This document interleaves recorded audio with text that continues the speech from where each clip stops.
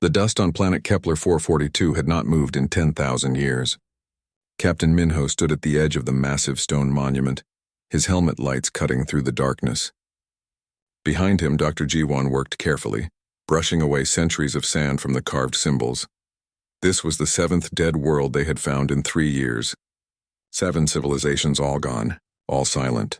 "Captain, you need to see this," Jiwan said quietly. Her voice cracked through the radio. Minho walked over, his boots leaving prints in the untouched dust. He looked at the symbols she had uncovered. They were strange, flowing marks that seemed to move in the light. "Can you read it?" he asked. Jiwan nodded slowly. Her hands were shaking. "Yes, and it's the same as the others." Lieutenant Hyejin joined them, her weapon ready as always. She never trusted dead planets. "The same message again?" "Almost word for word," Jiwan whispered. She pointed to the carved stone. "It says, 'We fell because we sought what the Blue Worlders guard. Turn back. They protect something far worse than themselves.'" Minho felt cold despite his suit's heating system. Blue Worlders.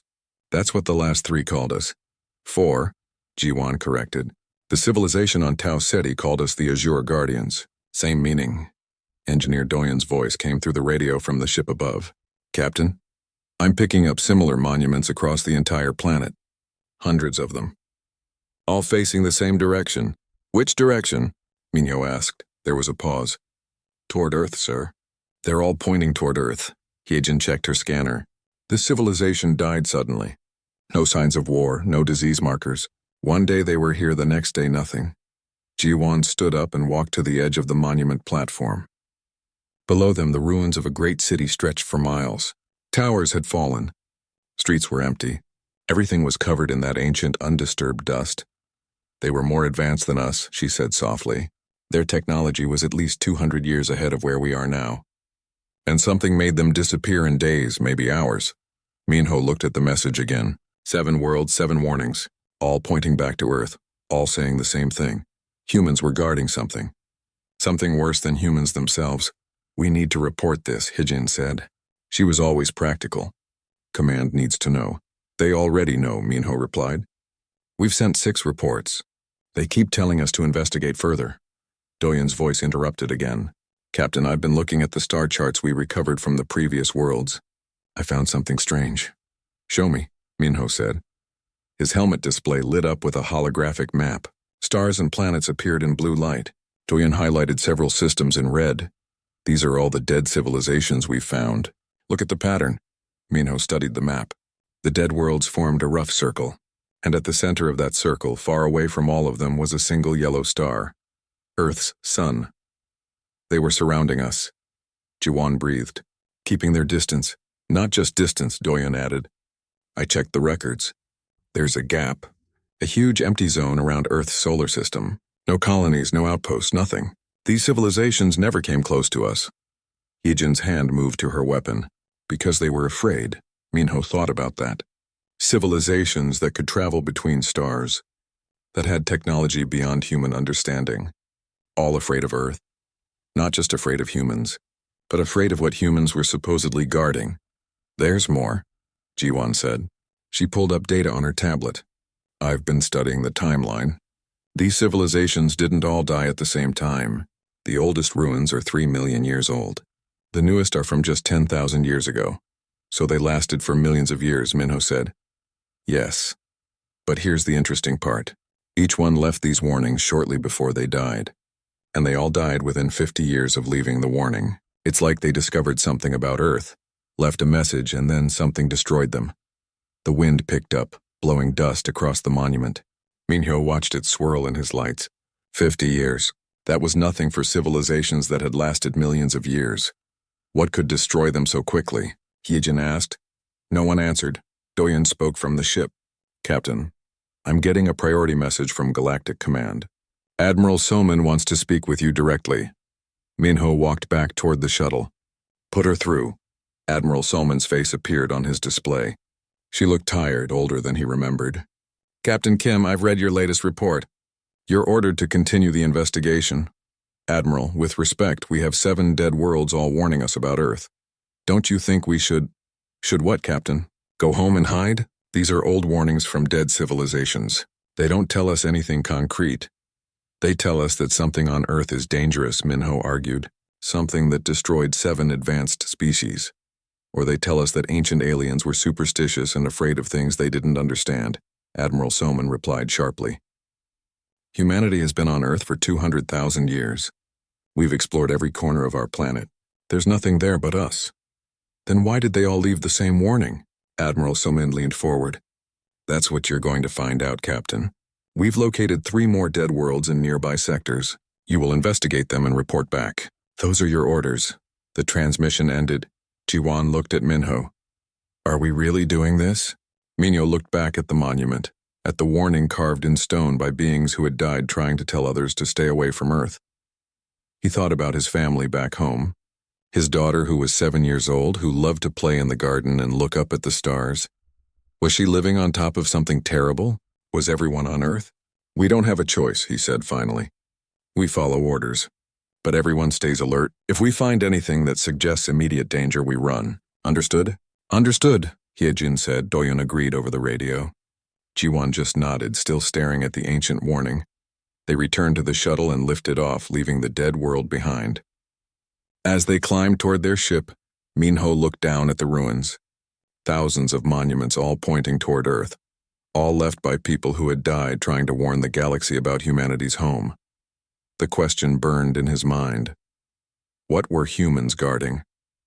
And why didn't they know about it? Somewhere in the darkness of space, Earth continued its slow spin around the sun. Billions of humans went about their lives, not knowing that dead civilizations had feared their world for millions of years, not knowing that something on their planet was considered worse than humanity itself. The horizon's edge jumped to faster-than-light speed, heading toward the next dead world. Minho sat in his captain's chair, unable to shake the feeling that they were heading toward an answer he didn't want to find. Behind them, on that dusty planet, the monuments stood silent and waiting. Their warning was clear, carved in stone that would last another 1,000,000 years. Turn back. They guard something worse. The 8th dead world was different. The ruins here were older, buried deeper, but the city had been enormous. Dr. Sunho worked in the main archive building, surrounded by tablets and data crystals that had somehow survived 3,000,000 years. This civilization called themselves the Varath, he said, his voice echoing in the empty hall. They had colonies on 47 planets. They had defeated disease, hunger, even aging.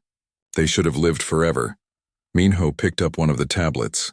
Even through his glove, he could feel how smooth it was. What happened to them? They made the same mistake, Sunho replied. He activated a hologram from one of the crystals. Symbols appeared in the air, glowing softly. They sent an expedition to Earth. Jiwan stopped her work. When? 3,000,000 years ago, give or take. They sent 12 ships to investigate what they called the Sealed World. Sunho read from the symbols. They wanted to know what was locked there. Locked? Hyejin moved closer. They knew something was imprisoned on Earth? Sunho nodded. According to this, many old civilizations knew.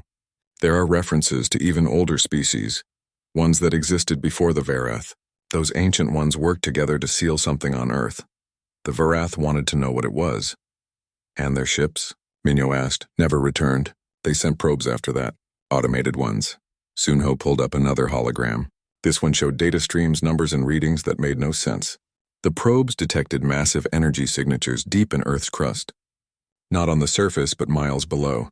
The energy didn't match anything natural. It didn't match any technology they knew.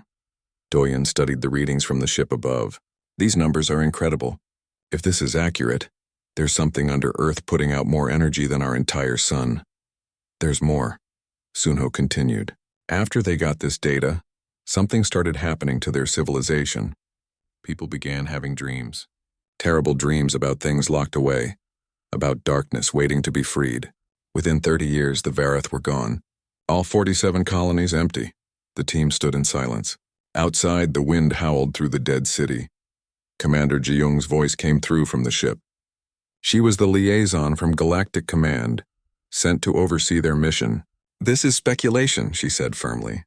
Dreams and superstition don't destroy civilizations. Then what does? Ji-won asked sharply. We have 8 worlds now. 8 civilizations, all destroyed after investigating Earth. Correlation is not causation, Dr. Park. Minho ignored their argument. He was looking at another set of holograms Sunho had activated. These showed star maps, but they were strange. Empty spaces where stars should be. What am I looking at? He asked. A buffer zone, Sunho explained. The Varath records show that the older civilizations created it. They moved colonies away from Earth's region. They marked it as forbidden space. For 2 million years, no one went near Earth's solar system. Until the Varath got curious, Hyejin said. Until many species got curious, Sunho corrected. I've found records of 17 different expeditions to Earth from various civilizations. The earliest was 5 million years ago. The most recent was the Varath's mission. None of them came back. Minho felt a chill run down his spine. 17 expeditions, all lost. And humanity had no idea. Humans had evolved, built cities, created technology, never knowing that species from across the galaxy had died trying to reach their world. There's something else, Sunho said quietly. He pulled up another hologram. This one showed Earth's solar system, but from millions of years ago. The Varath had good sensors. They detected debris in orbit around Earth. Very old debris. From what? Doyen asked. From a battle. A massive one. The debris field suggests hundreds of ships fought near Earth approximately 65 million years ago. Jiwan's eyes went wide. 65 million years ago? That's when the dinosaurs died. The asteroid that killed the dinosaurs, Minho said slowly. Are you saying it wasn't an asteroid? Sunho shrugged. The Varath thought it might have been a weapon. Something used in the battle. Or something that happened when whatever is sealed on Earth tried to break free. Commander Ji-young spoke again, her voice tight. This is absurd. I'm recommending we end this investigation and return home. Finally, something sensible, Hyejin muttered. But Minho shook his head. We have orders to check 3 worlds. We've only checked 2. Captain, Ji-young started. We follow orders, Commander. 1 more world. The 3rd world was the hardest to reach. It sat on the edge of known space, orbiting a dying red star. The civilization here had been called the Kelvin. They had been artists and philosophers, a peaceful species that had lasted 4 million years.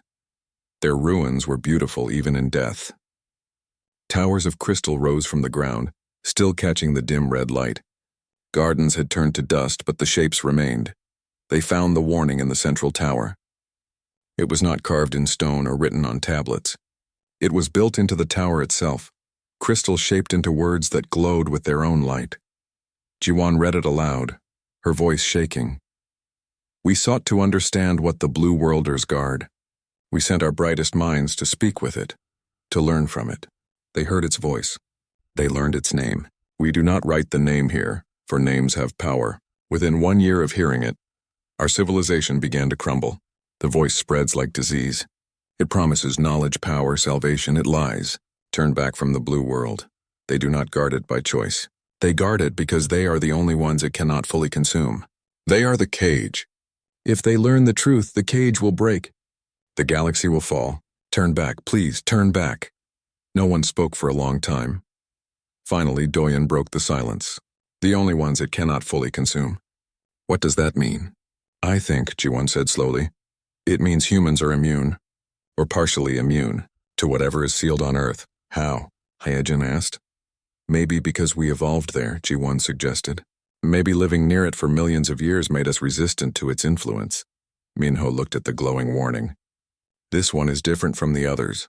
It's not just warning people to stay away. It's saying if humans find out what they're guarding, something terrible will happen. The cage will break, Sunho read again. They think humanity is the cage, that we're keeping something locked up without even knowing it. Commander Ji-young had been silent during all of this. Now she spoke and her voice was different. Quieter. Captain Kim, I need to show you something. It's classified, but given what we've found, you have clearance now. A new hologram appeared. It showed Earth, but with strange markings across its surface. What am I looking at? Minho asked. Seismic monitoring stations have been tracking unusual readings for 50 years. Deep underground vibrations that don't match any known geological activity. They come from 12 locations around the globe. The readings are getting stronger. Why wasn't this in any of the reports? Ji-won demanded. Because no one understood what it meant. We thought it was just strange earthquakes. But now with these warnings, Ji-young paused. I think something is waking up. Minho thought about his daughter. He thought about Earth's 8 billion people. all living their lives above something that had terrified species for millions of years. Something that was waking up. "We need to go home," he said. "Now." The horizon's edge turned toward Earth, engines pushing to maximum speed. Behind them, 3 dead worlds stood as monuments to species who had asked the wrong questions. Species who had sought knowledge and found only death. And ahead of them, Earth spun peacefully in space, unaware that its children were coming home with terrible news. Unaware that the cage was beginning to crack. The horizon's edge never made it to Earth orbit. 3 ships intercepted them at the edge of the solar system. Military vessels that appeared the moment they dropped out of faster-than-light speed. "Captain Kim, this is Agent Boram Shin of Earth Intelligence. Cut your engines and prepare to be boarded." Minho looked at his crew. Hyejin already had her hand on the weapon controls. "Stand down," he told her quietly. "Let them come aboard." Agent Boram was a small woman with sharp eyes and an even sharper voice. She came onto the bridge with 6 armed soldiers and immediately began downloading all their data. "You've been asking dangerous questions, Captain," she said without looking at him. "We've been following orders," Minho replied. "Orders from people who don't know the full picture." Boram finally looked up from the computer. "How much did you find?" "Enough to know that every human on Earth is living on top of something terrible," Jiwan said angrily. "Enough to know that you've been hiding it." Boram nodded slowly. "Yes, we've been hiding it. For good reason." She gestured to the soldiers. "Come with me. There's someone you need to meet." They transferred to Boram's ship, which immediately jumped to Earth. But instead of going to the surface, they docked with a hidden station in high orbit. The station didn't appear on any maps. Its existence was classified at the highest level. Inside, they met Professor Yuna Cha. She was old, probably in her 80s, and she looked like she hadn't slept well in years. "Welcome to Watchtower Station," Yuna said. "We've been expecting you, Captain Kim. We've been tracking your investigation." "Then you know what we found," Minho said. "We know more than you found." Yuna pulled up a holographic display of Earth. "This is what we've been hiding for 200 years. The hologram zoomed in, going through Earth's surface, through layers of rock and magma deeper and deeper. Finally, it stopped at 12 locations around the globe. At each location, strange structures appeared in the hologram. They were enormous, built from materials that shouldn't exist. "Seal sites," Yuna explained. "We call them that because they're sealing something in. They're not human-made. They predate our species by millions of years." "What are they sealing?" Sunho asked. Yuna was quiet for a moment. "We don't know exactly. We call it the entity. The structures contain it, keep it locked in the Earth's core, but the seals are weakening." She pulled up more data. Graphs showed increasing energy readings over the past century. Human technology is breaking them. We didn't know at first. Deep mining operations in the 20th century damaged Seal Site 3. Quantum experiments in 2156 cracked Seal Site 7. Every major technological advancement we've made has inadvertently eroded the containment. "The vibrations," Ji-young said. "The seismic readings. Getting stronger every year," Yuna confirmed. "It's waking up. And when it fully wakes, the seals will break." Minho felt sick.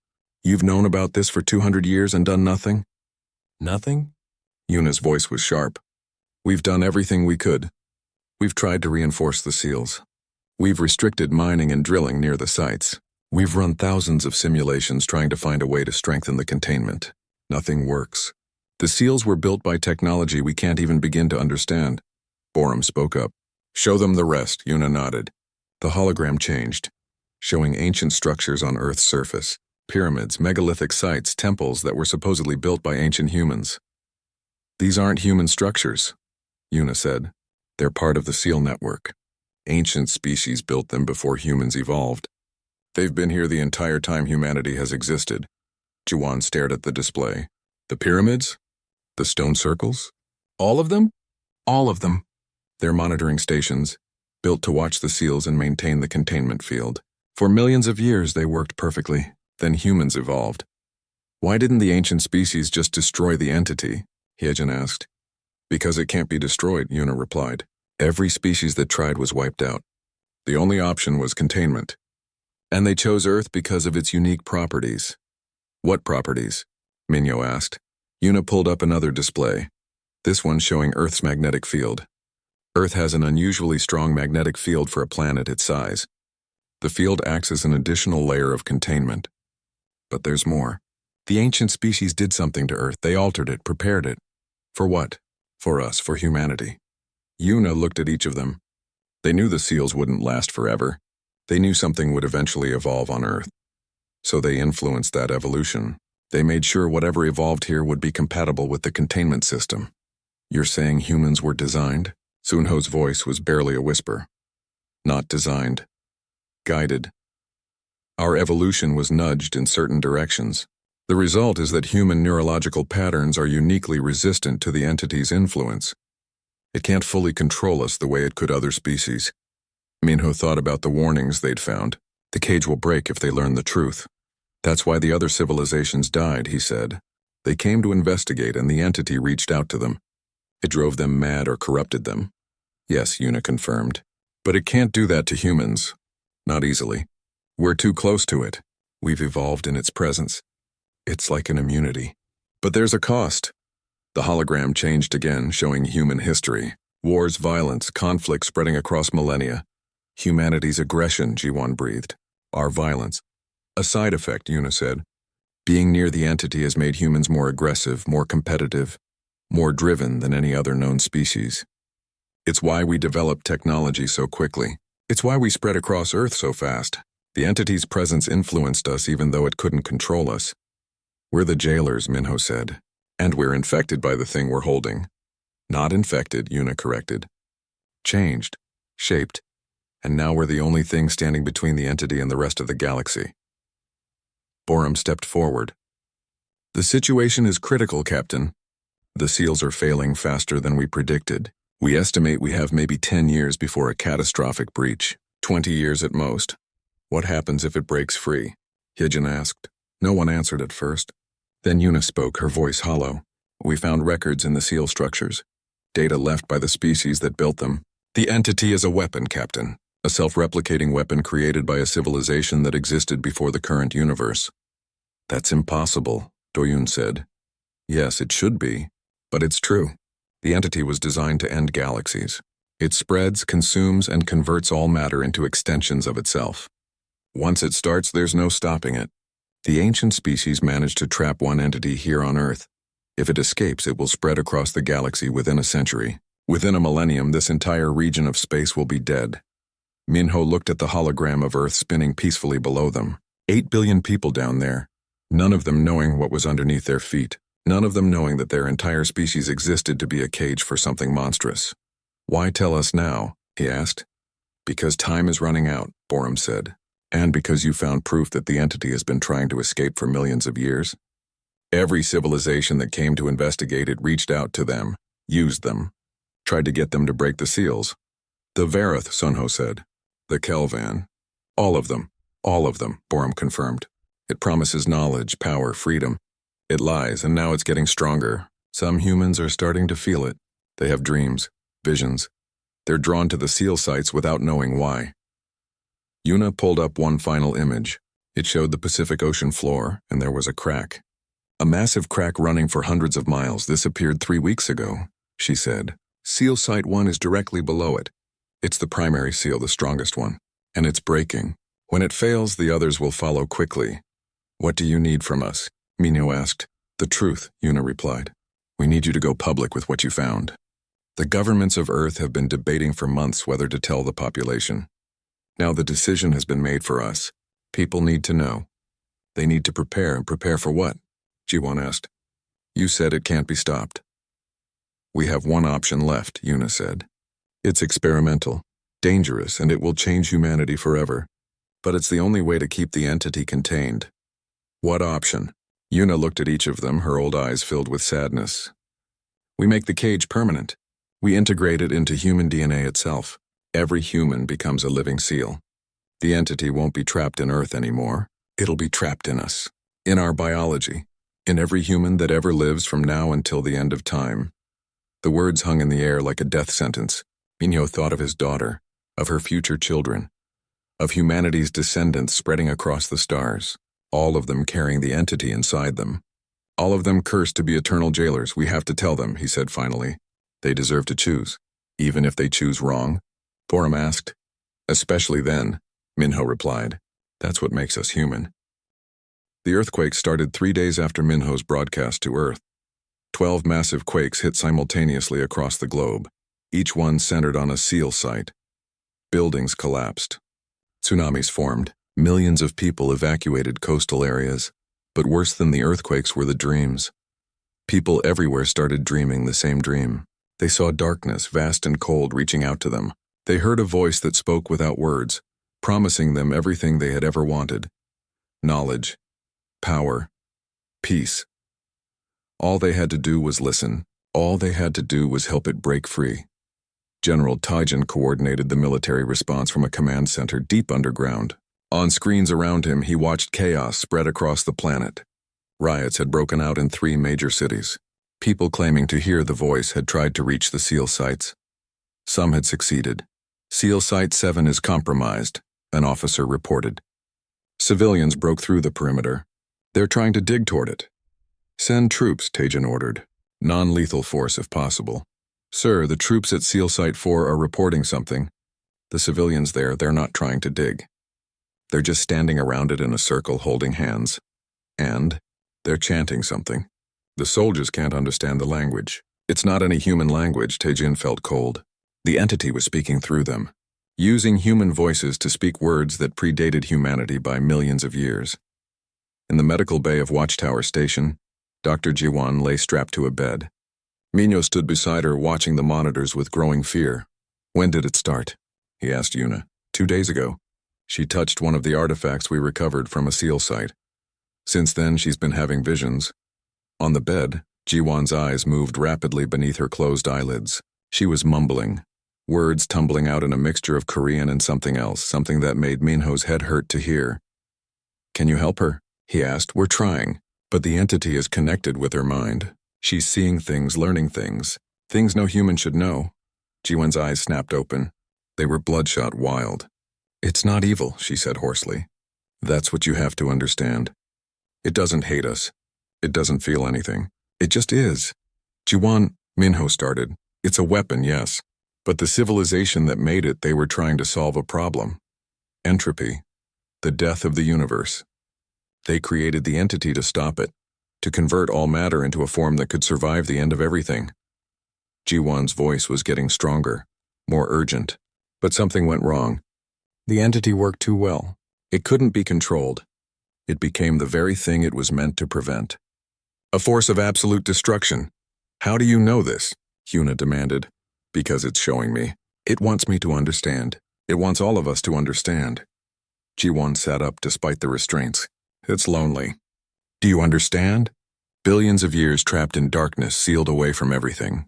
It's not trying to escape because it's malicious. It's trying to escape because it's in pain. That doesn't matter, Minho said firmly. It will still destroy everything. I know. Tears ran down Jiwan's face. I know, but I also know something else now. I know how to contain it permanently. She told them what she had learned. The more she spoke, the paler Yuna became. That's suicide, the professor whispered when Jiwan finished. It's the only way. Below them, on Earth's surface, Dr. Yunji worked in her laboratory with a team of quantum physicists. They had been given an impossible task: find a way to integrate the entity's containment into human DNA. It's theoretically possible, Yunji explained to the others. The entity operates on a quantum level. So does DNA. If we can create a quantum entanglement between human genetic material and the containment field, every human becomes part of the cage. But the entity will be inside us, one scientist protested. In our genes. We'll pass it to our children. Yes, forever.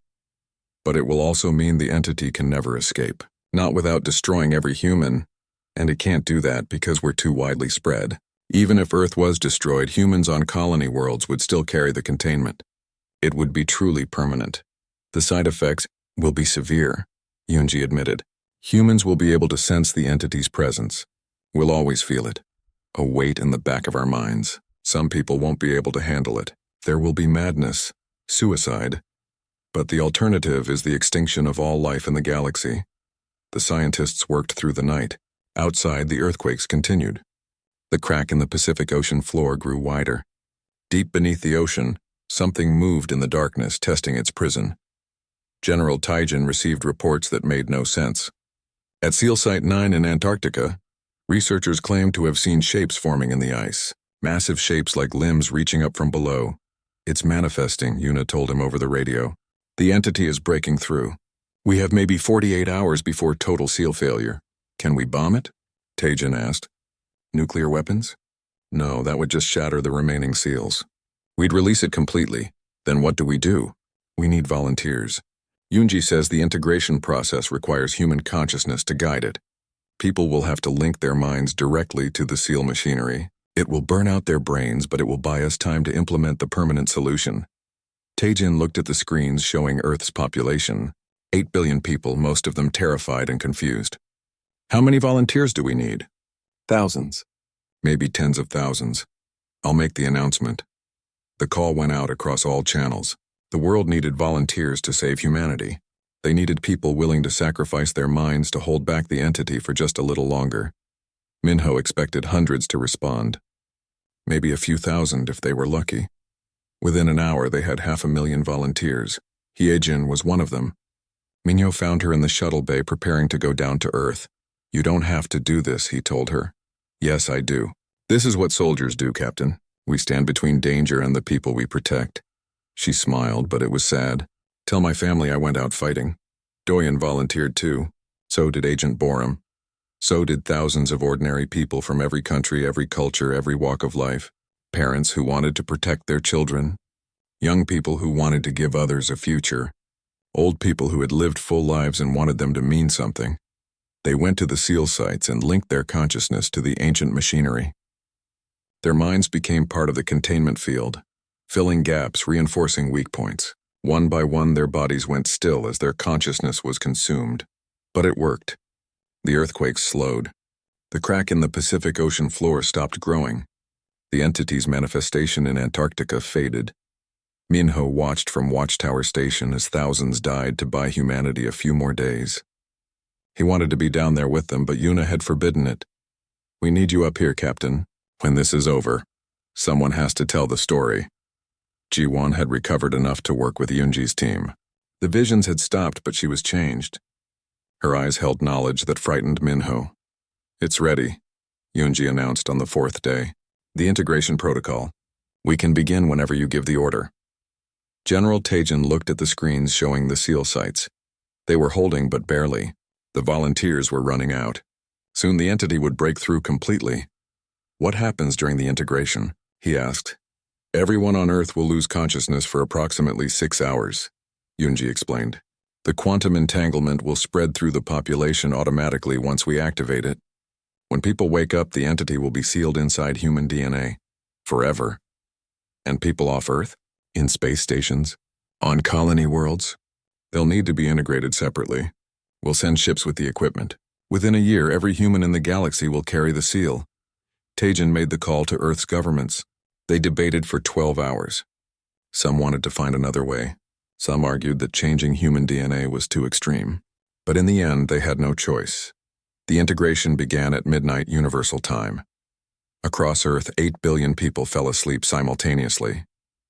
In space stations, on colony worlds, on ships between the stars, humans closed their eyes. The quantum machinery activated, threading itself through their genetic code, binding the entity to human biology at the most fundamental level. Minho stayed awake, watching. He was one of the few with the clearance to remain conscious during the process. He watched humanity transform from jailers who didn't know they were jailers into jailers who would never be free. Deep in Earth's core, the entity raged. It felt the cage close around it in a new way, tighter and more permanent than before. It was no longer trapped in stone and energy fields. It was trapped in life itself, in every human cell, in every strand of DNA, and it knew that as long as humans existed, it would never escape. 6 hours later, people began waking up. Minho watched their faces on the screens. Confusion at first, then understanding, then horror or acceptance. Every human could now feel it. A presence in the back of their minds, a weight. A darkness that whispered but could never break free. Humanity had become the cage. And the cage was eternal. 10 years after the integration, Minho stood on the observation deck of the new watchtower station, looking down at Earth.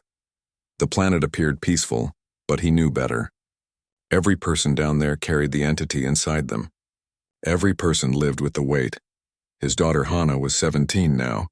She had been 7 when the integration happened.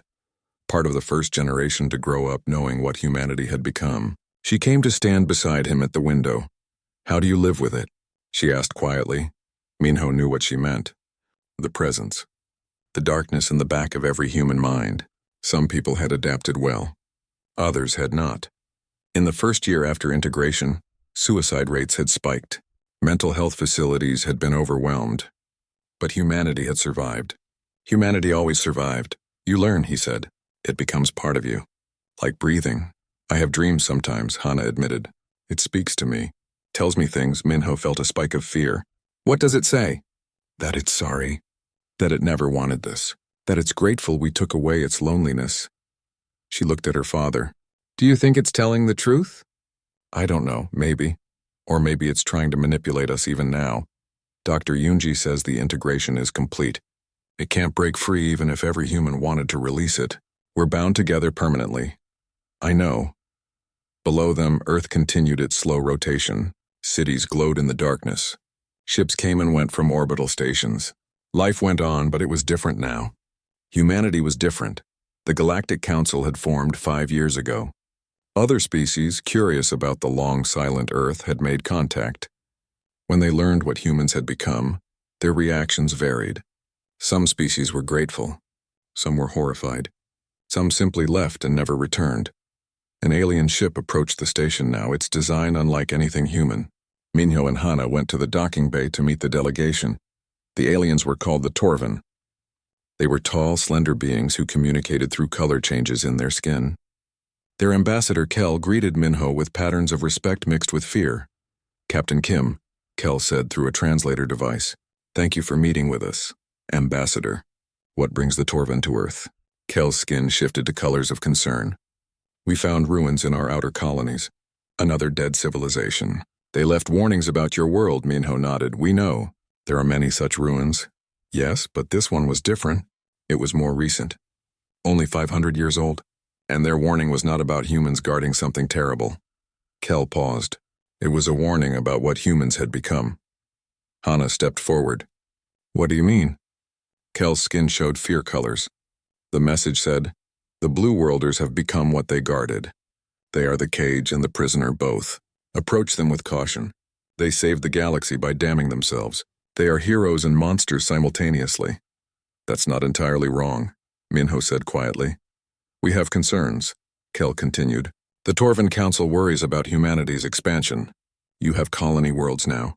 You travel between stars. What if the integration fails? What if the entity spreads through you?" "It won't," Hana said firmly. "Every human born carries the seal in their DNA. It's as much a part of us as our blood type. But you are changed. We have studied your species. Humanity is more aggressive than before, more driven. You expand faster than any species we have encountered." "We were always aggressive," Minho replied. "Living near the entity made us that way, millions of years before the integration. But we use that aggression now. We channel it into protecting the galaxy." "By being the cage?" "By being the cage." Kel's colors shifted to something that might have been sadness. "Do you regret it?" "Becoming what you are?" Minho thought about that. He thought about Hyejin, who had died to buy humanity time. About Doyen, who had sacrificed his mind. About the thousands of others who had given everything so that the integration could work. "Every day," he admitted. "But I would choose it again, because the alternative was worse." The Torvan left, still fearful but somewhat reassured. More species would come, Minho knew. More questions would be asked. Humanity had become something unique in the galaxy, neither entirely free nor entirely enslaved. They were the guardians of something terrible, but by choice now rather than by ignorance. Dr. Jiwon had retired from active service, but still advised the government on entity-related matters. Minho found her in her home by the sea watching the waves. "Do you still have the visions?" he asked, sitting beside her. "Sometimes, less now. The integration changed my connection to it." She smiled slightly. "I think it's gotten used to us. Or we've gotten used to it. That's a disturbing thought, is it? We've been living with it for millions of years. Our ancestors evolved in its presence. Maybe this is just us coming full circle. Are we still human? Minho asked. After everything that's changed? Jiwan looked at him. What makes someone human, Minho? Our DNA, our thoughts, our choices? We made a choice to carry this burden. That's the most human thing imaginable. On Earth, a new generation was growing up. Children who had never known what it was like to not feel the entity's presence. To them, it was normal. They learned in school about what their species had become, about the sacrifice that had been made. Some of them would become scientists, studying the integration and finding ways to strengthen it. Some would become explorers, spreading humanity across the galaxy and ensuring no single catastrophe could destroy them all. Some would become artists, turning their burden into beauty, and all of them would carry the cage inside them. Professor Yuna published her final paper on her 100th birthday. It was called The Eternal Wardens: How Humanity Became the Galaxy's Defense. In it, she described everything they had learned about the entity, about the integration, about what humanity had become. The paper's conclusion was simple. We are not victims. We are not prisoners. We are guardians who chose our burden. Other species may fear us or pity us, but they should understand that we did not do this for ourselves. We did it so the galaxy could live. That is our legacy. That is our purpose. We are the cage, and we are eternal. 20 years after the integration, General Tajan was old and gray. He gave a speech at the memorial for those who had died during the awakening. They gave their minds so we could give our future, he said to the crowd. Thousands died so billions could carry on. That sacrifice means something. It means we have a responsibility. We must never let the entity win, not through force because it's sealed permanently, but through despair. If we lose hope, if we give up, then those who died gave their lives for nothing. The crowd was silent. Every person there could feel the entity in the back of their minds. Every person carried that weight, so we go on. Taijin continued. We live, we love. We create, we explore. We show the galaxy that humanity cannot be broken by any burden. That is how we honor the dead. That is how we win. Minho attended the ceremony with his daughter. Hana was studying to be a xenoarchaeologist like Jiwan had been. She wanted to find more dead civilizations, more warnings, more pieces of the puzzle. Do you think we'll ever be free? She asked him after the speech. No, Minho said honestly. This is forever. Every human from now until the end of time will carry the entity. But maybe freedom isn't the point. Then what is? Purpose. We have a purpose now. We guard the galaxy. That's more than most species can say. Hana was quiet for a moment. Then she smiled. I can live with that. As they walked away from the memorial, Minho felt the entity stir in the back of his mind. It was always there, always would be, but it wasn't fighting anymore. It was just existing, sealed away in the genetic code of 8 billion humans and growing. Humanity had become something new. Not quite what they had been before, but not monsters either. They were the cage and the guardians both, carrying a burden that would last forever. But they carried it willingly. And that made all the difference. 50 years after the integration, humanity had spread to 100 colony worlds. Wherever humans went, the containment went with them. The entity was no longer trapped in Earth. It was trapped in humanity itself. New monuments were erected across the galaxy. Not warnings to stay away from Earth, but explanations. Information for other species about what humanity had become and why. The inscriptions were simple. Humanity guards the darkness so the galaxy may see light. Do not pity them. They chose this burden. Fear is their strength. Sacrifice is their nature. As long as one human lives, the darkness remains sealed. They are the cage and they are eternal. Other species read these words and understood. Some still feared humanity. Some respected them. Some simply avoided them. But all species knew the truth. Humanity had saved the galaxy by becoming something more than themselves. They had looked into the darkness and made it part of them, so that it could never escape. Minho was old now, in his 80s, his hair white and his hands shaking. But his mind was clear. He stood on the observation deck one final time, looking at Earth below. Hana stood beside him, now a mother herself. Her daughter, little Mira, was 5 years old. She would grow up with the entity inside her. Just like every human born since the integration, she would carry the burden, pass it to her children, and they would pass it to theirs. Forever. Do you regret it, Father? Hana asked quietly. Minho thought about everything they had lost. The innocence of not